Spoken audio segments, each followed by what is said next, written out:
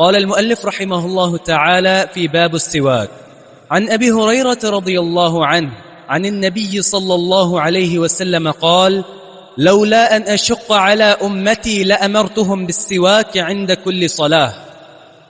باب السواک.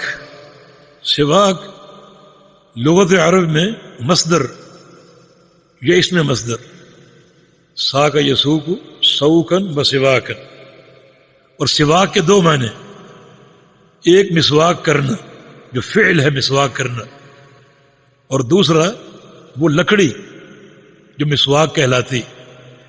مسواک کو بھی سواک کہتے ہیں، اور فعل سواک جو ہے مسواک کرنا اسے بھی عربی میں سواک کہتے ہیں.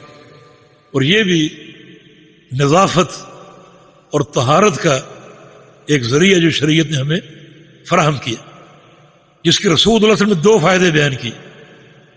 السواک مطہرۃ للفم مرضات للرب. یہ مسواک کا عمل جو ہے یہ منہ کی صفائی کرتا ہے، منہ کو پاکیزہ کرتا ہے، اور اللہ تعالیٰ کی رضا کا باعث ہے. یعنی جو لوگ مسواک کرتے رہتے ہیں ان کا منہ پاکیزہ رہتا ہے، اور یہ پاکیزگی مسواک سے حاصل ہوتی. یہ جو آپ کے پیسٹ وغیرہ ہیں یہ ایک وقتی صفائی کا کام تو کرتے ہیں، لیکن حقیقی جو ایک تنظیف ہے اور ایک طہارت ہے جو مسواک دیتی ہے وہ اور کوئی چیز نہیں دے سکتی. اور کیسے دے سکے؟ یہ اللہ کے پیارے پیغمبر کی سنت، اور کوئی چیز سنت کا مقابلہ نہیں کر سکتی. تو مسواک کے دو فائدے، مطہرۃ للفم، یہ منہ کی صفائی اور طہارت کا باعث بنتی ہے. دوسرا عظیم فائدہ مرضات للرب، یہ رب کی رضا کا باعث ہے. جو لوگ مسواک کرنا اپنا معمول بناتے ہیں وہ اللہ کی رضا حاصل کرتے ہیں، اللہ تعالیٰ کی رضا سمیٹتے ہیں. تو یہ چھوٹا سا عمل ہمیں اس کا اہتمام کرنا چاہیے.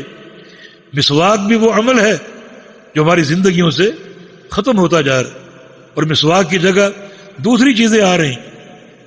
ان کے استعمال کی ممانعت نہیں ہے، لیکن مسواک نہ چھوڑیے.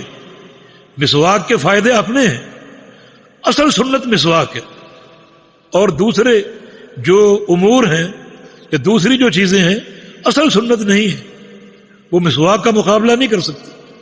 تو مسواک کا اہتمام جو ہے وہ ہونا چاہیے. ابو ہریرہ اس کے راوی ہیں جن کی سیرت ہم نے بیان کی. فرماتے ہیں کہ رسول اللہ صلی اللہ علیہ وسلم نے ارشاد فرمایا لولا نشق علی امتی لامرتم بالسواک عند کل صلاۃ. اگر میں اپنی امت پر مشقت کا اندیشہ نہ رکھوں کہ میری امت مشقت میں پڑ جائے گی، مشکل اور تکلیف میں پڑ جائے گی، تو میں کیا کرتا؟ لامرتم بالسواک، میں ان کو حکم دیتا مسواک کا عند کل صلاۃ، ہر نماز کے وقت، کہ ہر نماز کے ساتھ مسواک کرو. اس سے ثابت ہوا کہ نماز کے ساتھ مسواک کرنا زیادہ موقع ہے، کیونکہ نماز اللہ کا ذکر، رب سے ملاقات، اس ملاقات میں آپ وضو کر کے اپنے آپ کو پاکیزہ بناتے ہیں، تو مسواک کر کے اپنے منہ کو بھی پاکیزہ بنائیں. اللہ تعالی نمازی سے ہم کلام ہوتا ہے، اور بعض احادیث کے مطابق جو بندے نماز پڑھتے ہیں فرشتے اپنے ہونٹ ان کے ہونٹوں کے ساتھ لگا دیتے، اور فرشتوں کو بدبو ناپسند ہے، بدبو ناپسند. تو اگر مسواک کے بغیر ہی ہم کھڑے ہو جائیں تو منہ کی جو بدبو ہے وہ نمازیوں کو اور فرشتوں کو پریشان کر سکتی.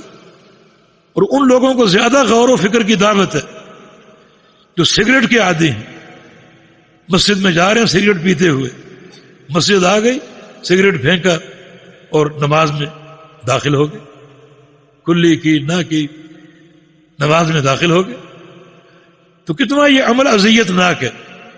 ویسے بھی عمل حرام ہے، ناجائز ہے، اور پھر نماز میں اپنے آپ کو پاکیزہ نہ بنانا یہ مزید اس کی کراہیت میں اضافہ کرتا ہے. تو اس لیے رسول اللہ صلی اللہ علیہ وسلم نے خاص طور پہ نماز کا ذکر کیا. رسول کریم صلی اللہ علیہ وسلم بہت سے اہم موقعوں پر مسواک کیا کرتے تھے. نماز کے وقت کیا کرتے تھے. رات کو جب اٹھتے تہجد کے لیے تب مسواک کیا کرتے. آگے حدیث آ رہی. پھر ام المومنین فرماتے ہیں کہ نبی علیہ السلام جب گھر میں داخل ہوتے تو آپ کا پہلا کام مسواک کرنا ہوتا تھا. مسواک سے آغاز کرتے تھے. کھانا کھانے سے قبل مسواک کرنا، کھانے کے وقت مسواک کرنا، یہ وہ اہم مواقع ہیں. سحری کے وقت مسواک کرنا یہ ثابت بھی ہے. تو یہ اہم مواقع مسواک کے لیے، لیکن خاص طور پہ نماز کے وقت، کیونکہ یہ اللہ تعالیٰ سے ملاقات کا وقت ہے اور بندے کو چاہیے کہ وہ بالکل پاکیزہ ہو کر، اس کا منہ پاکیزہ ہو، اس کا لباس پاکیزہ ہو، اور وضو کے ذریعے پاکیزگی حاصل کر کے اپنے رب کے حضور کھڑا ہو اور مناجات کرے. اس کے لیے اجر بھی حاصل ہوگا اور اللہ کی رضا حاصل ہوگی. اور جو طبی فائدے ہیں مسواک کے، دانتوں کے لیے، زبان کے لیے، مسوڑوں کے لیے، وہ الگ ہیں. تو اس کے دنیاوی اخروی فائدے ہی فائدے ہیں. عمل انتہائی آسان ہے. تو مسواک کا اپنے آپ کو عادی بنائیں. اللہ پاک توفیق عطا فرمائے. اور یہ اللہ کے رسول صلی اللہ علیہ وسلم امت کے لیے مشقت نہیں چاہتے. یہ آپ کی ایک رحمت، ایک شفقت اور محبت کا اظہار ہے. اور قرآن نے بھی اس شفقت کا ذکر کیا ہے. لقد جاءکم رسول من انفسکم عزیز علیہ ما عنتم حریص علیکم. تمہارے پاس جو رسول آیا ہے اس رسول کی صفت یہ ہے کہ ہر وہ چیز جو تمہارے لیے دشوار ہو اور تمہاری تکلیف کا باعث ہو وہ رسول پر بڑی گراں گزرتی. رسول کی خواہش ہے امت کے لیے آسانی ہو. اللہ کے پیارے پیغمبر کو جب دو کاموں میں اختیار دیا جاتا یا یہ کر لو یا یہ کر لو تو آپ آسان کام کو چنتے تھے. یہ بھی آپ کی شفقت اور محبت کی دلیل ہے. اور یہ فرمان بھی اسی شفقت اور محبت کی دلیل ہے. وما ارسلناک الا رحمۃ للعالمین. جی